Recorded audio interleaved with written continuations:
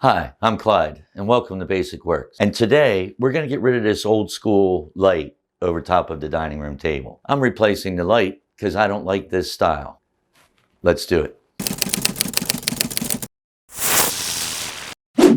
Always remember, turn off the breaker whenever you're working on electricity. First thing we're going to do is go inside this shade and get rid of the shade. So we're going to remove this light bulb. We don't need that anymore. And here you're going to see a metal ring that holds the shade onto the base of the light. So we're going to remove that and remove the shade.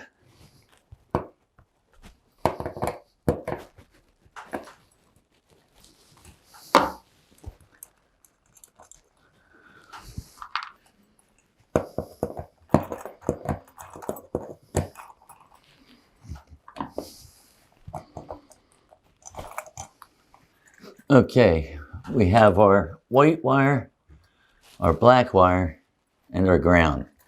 So we've got the breaker turned off. We're safe to get these leads off of here and get the new one ready to install.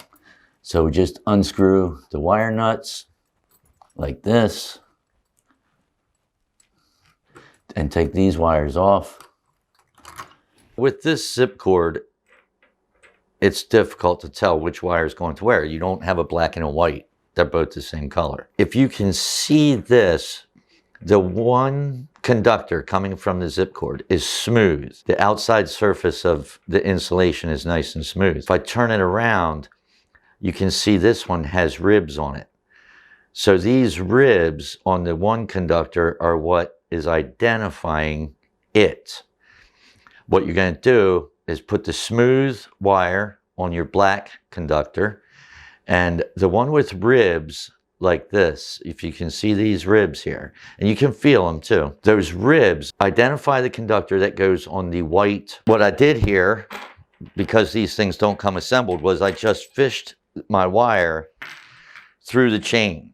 And what I did was I go through one link, I skip a link, go back the other way through the next link, skip a link, back through the next one, skip a link, back through the next one, and just weave it like this along the chain, in and out through alternating segments of your chain. I put this little shroud on with its lock nut in the right order here. So once I put this into the sealing box, I'll be able to slip this shroud up over it and thread this onto here to hold the shroud, which covers the box. Now, we're going to put these screws in and adjust this lock nut roughly to where some of this threaded nipple is going to go up into the box. And then these wires will loop back down where I'll connect them to the existing wiring. We're just going to run these Phillips heads up into the box through the slotted piece of this new adapter plate here.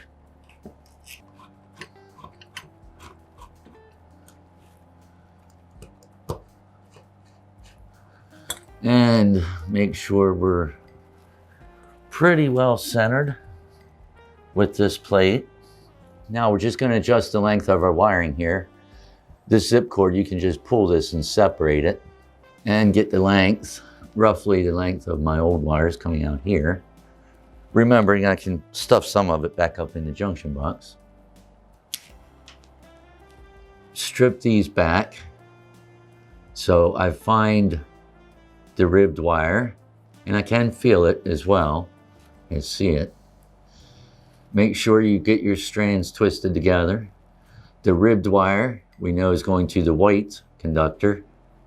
Get that wire nut and get it started on.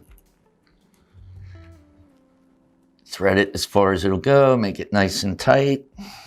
Run that around there a little bit to keep it up in the box good.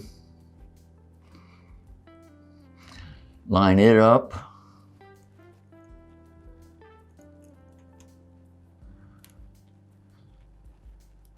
Make sure it's nice and tight and doesn't pull off. Okay, that's our black wire, our white wire, and our ground connected. Now we twisted our wires and we put them up into the junction box. Next step, get this hood on with its retaining nut. Nice and tight on there. Then we get our chain pulled back up to where it needs to be. I'm going to hook this on here to make sure that the chain is holding the weight of the light. And now we have the chain holding the weight and the wire following the chain right up into the junction box. Snug up that shroud. Tighten this top link. So to do that, we hold the one side with a pair of pliers. Take a flat blade screwdriver through the link the other way.